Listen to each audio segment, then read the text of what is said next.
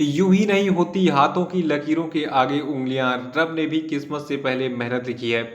कहने का मतलब ये होता है कि अगर आप अपनी हाथों की लकीरों पे विश्वास करते हैं कि हमारे हाथों की लकीरें ये बताती है कि मैं 25 साल की उम्र में करोड़पति हो जाऊंगा, तो ये बिल्कुल गलत है। आपको देखिए, अगर कुछ नया करना है, कुछ अच्छा करना है, अगर कोई आपने लक्ष्य निर्धारित किया है, उस लक्ष्य को प्राप्त करना है, तो उसके लिए आपको मेहनत करनी पड़ेगी। देखिए, क्योंकि किस्मत तो उनकी भी होती है जिनके पास हाथ ही नहीं होते। तो हाथ ही नहीं होते तो लकीरें कहाँ से होंगी? अगर जो आदमी मेहनत करेगा तन मन धन और लगन से, वही सक्सेसफुल होगा। नमस्कार दोस्तों, आज के वीडियो में डिस्कस करेंगे हम 26 अक्टूबर के करंट अफेयर पे। और देखिए, आज के वीडियो में टोटल हम 10 मोस्ट इंपॉर्टेंट प्रश्नों पर चर्चा करेंगे करंट अफेयर के, और साथ में इंस्टीट्यूट जितने भी स्पेशल फैक्ट हैं उन पर पूरी डिटेल में चर्चा करेंगे। और देखिए, इस वीडियो के लास्ट में आपका एक टेस्ट लिया जाएगा, तो इस टेस्ट को जरूर दीजिएगा। और इस वीडियो को पूरा देखने के बाद आप इसकी पीडीएफ फाइल भी डाउनलोड कर सकते हैं। नीचे डिस्क्रिप्शन बॉक्स में आपको इस वीडियो की पीडीएफ लिंक मिल जाएगी। और अगर आप इस चैनल पर नए हैं तो चैनल को भी सब्सक्राइब कर लीजिएगा, साथ में बेल आइकन को प्रेस करके वीडियो को लाइक और शेयर भी कर दीजिएगा। तो चलिए शुरू करते हैं आज के करंट अफेयर को लेकर। सबसे पहले बात कर लेते हैं कल के करंट अफेयर पूछे गए सभी क्वेश्चन के सही उत्तरों की। देखिए, कल का पहला प्रश्न था कि किस व्यक्ति को भारत के प्रमुख ब्यूटी प्रोडक्ट ब्रांड वेगा ने अपने men's personal grooming electronics range, जिसका नाम है वेगा मेन ब्रांड, इसके लिए अपना ब्रांड एम्बेसडर बनाया है? तो देखिए, ये व्यक्ति आपके हैं रोहित शर्मा, जो कि एक इंडियन क्रिकेटर हैं। और देखिए, दूसरा था कि किस महिला को outstanding young person of the world 2020 चुना गया है? तो देखिए, ये महिला आपकी हैं डॉक्टर जयजिनी वर्गीस। और तीसरा था कि एलजी इलेक्ट्रॉनिक्स ने किस खिलाड़ी को अपने home solution brand LG signature का ग्लोबल एम्बेसडर बनाया है? तो देखिए, जो आपके लुइस हैमिल्टन है, जो कि फार्मूला वन रेसर हैं, इसको जो है एलजी सिग्नेचर का ग्लोबल एम्बेसडर बनाया गया है। और चौथा था कि हाल ही में किस आईआईटी संस्था ने कोविड-19 की जांच के लिए कोविरैप नाम के एक नए डायग्नोस्टिक परीक्षण की खोज की है? तो देखिए, ये आईआईटी आपका है आईआईटी खड़गपुर। और पांचवा था कि भारत ने किस एंटी टैंक गाइडेड मिसाइल के अंतिम चरण का सफलतापूर्वक परीक्षण किया है? तो देखिए, ये मिसाइल आपकी है नाग मिसाइल। और आज के करंट अफेयर का पहला प्रश्न है कि हाल ही में किसे आईएलओ यानी कि इंटरनेशनल लेबर ऑर्गेनाइजेशन, जिसको कहते हैं अंतर्राष्ट्रीय श्रम संगठन, ठीक है, तो इंटरनेशनल लेबर ऑर्गेनाइजेशन के संचालक मंडल का चेयरमैन चुना गया है? तो देखिए, व्यक्ति आपके हैं अपूर्व चंद्र। और देखिए, आपको बता दूं, जो आपका भारत का श्रम मंत्रालय है, इसने ये बताया अपने एक बयान में कि 35 सालों के बाद भारत को इंटरनेशनल लेबर ऑर्गेनाइजेशन के संचालक मंडल की अध्यक्षता मिली है। और जो आपके अपूर्व चंद्र हैं, इनको जो है अभी हाल ही में इस आईएलओ यानी कि इंटरनेशनल लेबर ऑर्गेनाइजेशन के संचालक मंडल का चेयरमैन चुना गया है। देखिए, जो आपके अपूर्व चंद्र है, ये इस पद पर यानी कि जो आपका इंटरनेशनल लेबर ऑर्गेनाइजेशन है, इसके संचालक मंडल के चेयरमैन के पद पर जो है अक्टूबर 2020 से जून 2021 तक काम करेंगे। और जो आपका इंटरनेशनल लेबर ऑर्गेनाइजेशन है, तो देखिए, इसके बारे में बता दूं आपको कि इसका मुख्यालय आपका है स्विट्जरलैंड के जिनेवा में, और इसकी स्थापना 11 अप्रैल 1919 को हुई थी। दूसरा प्रश्न है कि हाल ही में किन दो राज्यों के बीच में सीमा विवाद को लेकर हिंसक झड़प हुई थी? तो देखिए, अक्टूबर महीने में एक नई घटना सामने आई है। जो आपका असम और मिजोरम राज्य है, इन दोनों में क्या हुआ, सीमा विवाद को लेकर चर्चा गया।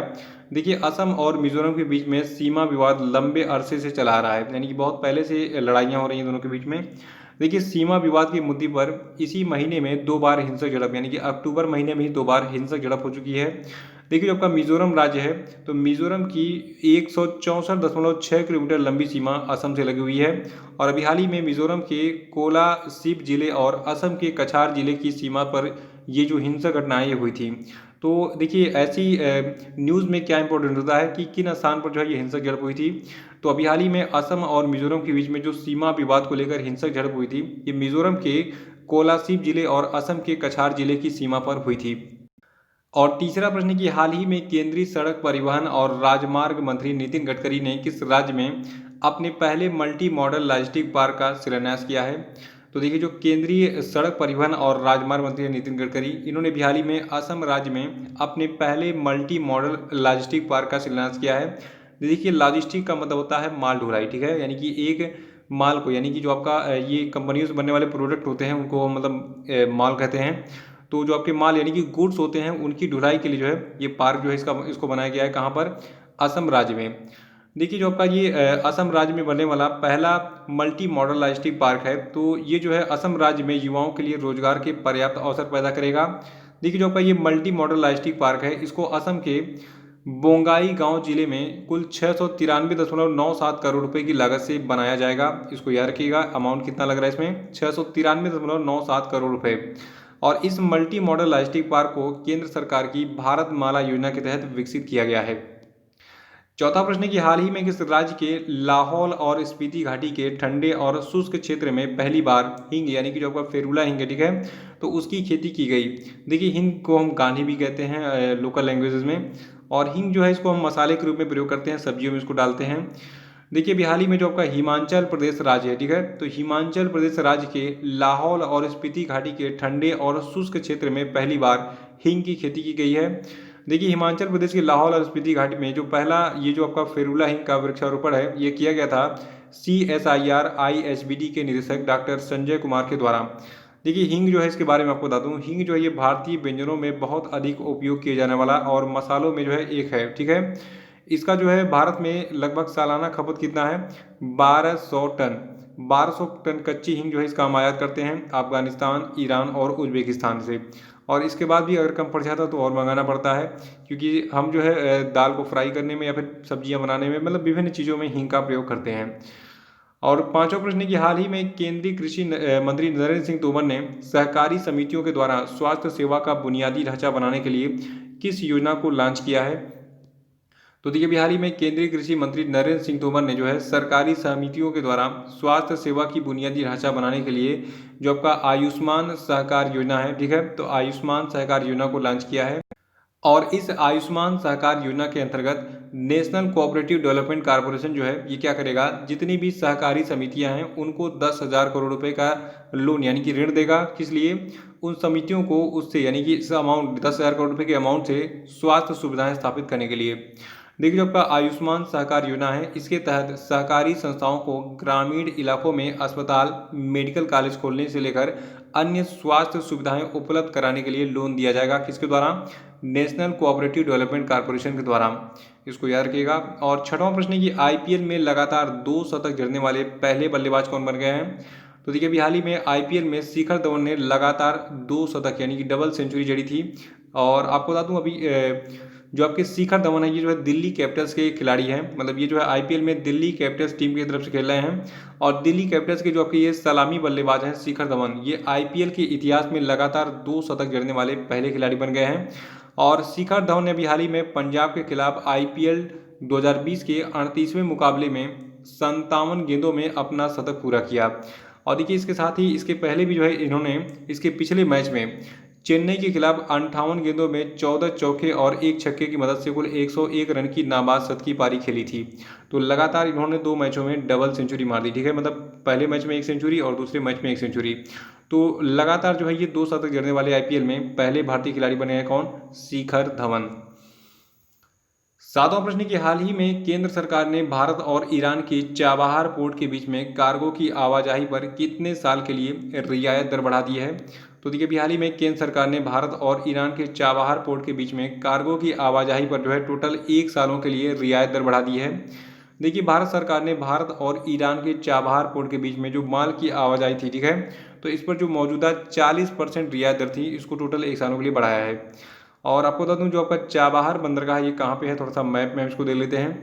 देखिए आपको बता दूं जो आपका चाबहार बंदरगाह है आपका ईरान में स्थित है और इसको भारत की मदद से स्थापित किया गया था। भारत ने इसके लिए पैसा लोन दिया था, किसको, ईरान को, और कहा था भाई देखो हम तुम्हारे यहाँ बंदरगाह बना रहे हैं क्योंकि पाकिस्तान डायरेक्ट माल की सप्लाई में, देखिए ये आपका इंडिया है, ठीक है, तो अगर हम चाहें तो देखिए यहाँ वाला जो पार्ट है ये POK का है, इधर वाला इसको पाकिस्तान ने कब्जा किया हुआ है। तो हमारा जो डायरेक्ट वे था अफगानिस्तान पहुंचने का, देखिए भारत की सीमा वैसे अफगानिस्तान से लगती है लेकिन जो सीमाएं अफगानिस्तान से लगती हैं वो पाकिस्तान के कब्जे में हैं, तो हम डायरेक्ट माल की ढुलाई नहीं कर सकते हैं अफगानिस्तान को। तो काफ़ी दुविधा हो रही थी, इसलिए एक नया सॉल्यूशन निकला। देखिए आपको थोड़ा सा मैप में और चीज़ बता देता हूँ। देखिए यहाँ पे हमारा मुंबई वाला जो बंदरगाह है, ठीक है, और ये गुजरात वाला रीजन है। तो यहाँ पे क्या है, बहुत सारे ऐसे पोर्ट हैं जिससे हम जो है अपना पानी के जो जहाज होते हैं माल ढुलाई वाले कार्गो जहाज, उसके माध्यम से हम जो है ईरान में अपना क्या करते हैं, माल सप्लाई करते हैं। और फिर ईरान से क्या होता है, ये माल जो है सड़क के मार्ग के द्वारा अफगानिस्तान पहुंचाया जाता है। तो भारत ने एक नया व्यापारी मार्ग बनाने के लिए इस चाबहार पोर्ट को जो है अपने अधिकार में लिया था, इसको जो है पैसे देकर खरीद लिया था, इसको बनवाया था, इसको बनाने में ईरान की मदद की थी। तो तब से देखिए यहाँ से मतलब इंडिया के विभिन्न पोर्ट से, बंदरगाहों से यहाँ पर माल जाता है चाबहार बंदरगाह पर, और उसके माध्यम से विभिन्न देशों को सप्लाई होता है हमारा जो गुड्स है।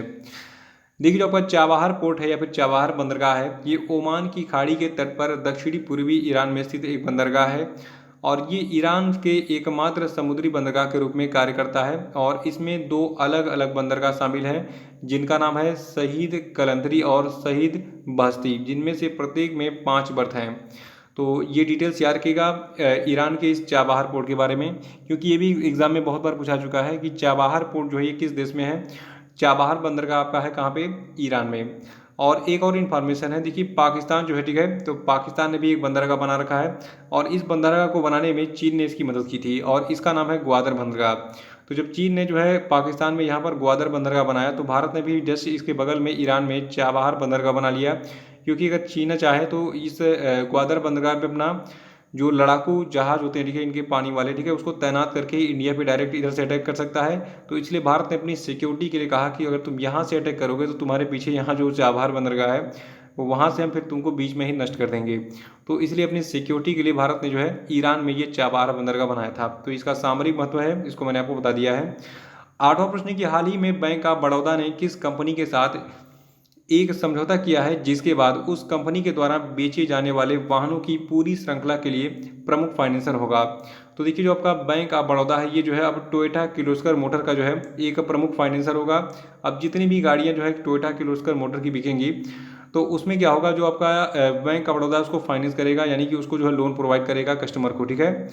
और जो आपका बैंक ऑफ बड़ौदा इसके बारे में आपको बता दूं, देखिए बैंक ऑफ बड़ौदा जो है इसका मुख्यालय आपका है गुजरात के बड़ोदरा के अलकापुरी में और इसकी स्थापना जो है सयाजी राव गायकवाड़ तृतीय ने की थी और इसकी जो स्थापना है ये की गई थी 20 जुलाई 1908 को। 9वां प्रश्न है कि मास्टर कार्ड ने भारत में डिजिटल फर्स्ट प्रोग्राम का विस्तार करने के लिए किस कंपनी के साथ साझेदारी की है। तो देखिए जो आपका मास्टर कार्ड है इसने भारत में डिजिटल फर्स्ट प्रोग्राम का विस्तार करने के लिए अभी हाल ही में अटलांटिस कंपनी के साथ साझेदारी की है। देखिए अटलांटिस कंपनी के बारे में आपने पहली बार शायद सुना हो।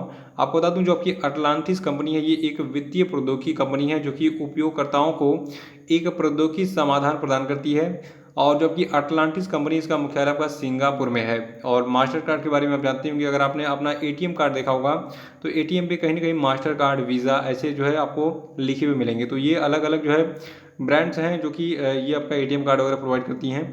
देखिए जो आपका मास्टर कार्ड है ये एक फाइनेंशियल सर्विस कंपनी है, इसका मुख्यालय आपका है अमेरिका के न्यूयॉर्क में और इसके अध्यक्ष हैं वर्तमान में माइकल माइबैक।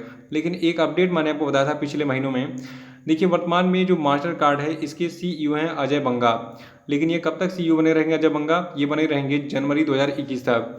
जनवरी 2021 में जो है जो आपके मास्टर कार्ड के नए सीईओ बन जाएंगे, आपके बनेंगे माइकल माइबैक, ठीक है, तो इसको नोट कर लीजिएगा। 10वां प्रश्न की प्रधानमंत्री ग्राम सड़क योजना को लागू करने वाले भारत के शीर्ष 30 सर्वश्रेष्ठ प्रदर्शन करने वाले जिलों में शीर्ष स्थान किसे प्राप्त हुआ है। तो देखिए प्रधानमंत्री ग्राम सड़क योजना को लागू करने वाले भारत के शीर्ष 30 सर्वश्रेष्ठ प्रदर्शन करने वाले जिलों में पहला स्थान आपका हिमाचल प्रदेश के मंडी को मिला है। देखिए हिमाचल प्रदेश का जो मंडी जिला है इसने प्रधानमंत्री ग्राम सड़क योजना के सफल कार्यान्वयन में भारत के 30 जिलों में शीर्ष स्थान प्राप्त किया है। और इसके अलावा जो आपका हिमाचल प्रदेश है तो इसने जो है PMGSY यानी कि प्रधानमंत्री ग्राम सड़क योजना के तहत जो है सड़कों के निर्माण में राष्ट्रीय स्तर पर दूसरा स्थान भी हासिल किया है। और आपको बता दूं जो हिमाचल प्रदेश का मंडी जिला है तो इसको जो है वर्ष 2020-21 में प्रधानमंत्री ग्राम सड़क योजना के तहत सबसे अधिक लंबी सड़कों के निर्माण के लिए ये पहला स्थान हासिल हुआ है। देखिए जो आपका हिमाचल प्रदेश है तो हिमाचल प्रदेश के 6 और जिलों ने भी जो है इस टॉप 30 में रैंक बनाया। देखिए जो आपका शीर्ष 30 सर्वश्रेष्ठ प्रदर्शन करने वाला जो हिमाचल प्रदेश का जिला है इसमें जो है चंबा, शिमला, कांगड़ा, ऊना, सिरमौर और हमीरपुर और सोलन शामिल है। देखिए जो लोग SSC GD की तैयारी कर रहे हैं उनको मैं बता दूं, अगर आप CRPF में सेलेक्ट होते हैं तो CRPF में जो आपकी ट्रेनिंग होती है ये हिमाचल प्रदेश के सोलन में ही होती है।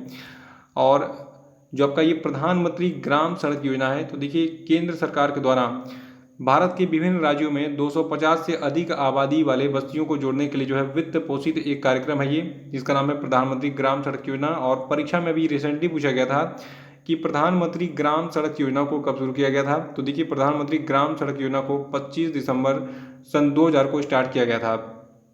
तो ये थे आपके आज के सभी महत्वपूर्ण करेंट अफेयर और अब हम बात कर लेते हैं आज के सभी क्वेश्चन अपडेट पे। देखिए आज के क्वेश्चन अपडेट का पहला प्रश्न आपके लिए कि कौन सा देश अंतर्राष्ट्रीय मुद्रा कोष में शामिल होने वाला 190वां सदस्य देश बन गया है, बताइए। दूसरा प्रश्न की किस तिथि को संयुक्त राष्ट्र दिवस मनाया जाता है, बताइए इसका आंसर। और तीसरा कि हाल ही में कौन दोबारा लेबनान के प्रधानमंत्री चुने गए हैं, बताइए। चौथा कि हाल ही में किस प्रतिस्पर्धा को कोविड-19 महामारी के चलते पाबंदियों और अनिश्चितताओं के कारण रद्द कर दिया गया, बताइए। और पांचवा कि हाल ही में यूरोपीय संघ ने किस देश के विपक्षी आंदोलन नेता स्वेतलाना अलेक्जेंडर को अपना शीर्ष मानवाधिकार पुरस्कार दिया, आंसर बताइए।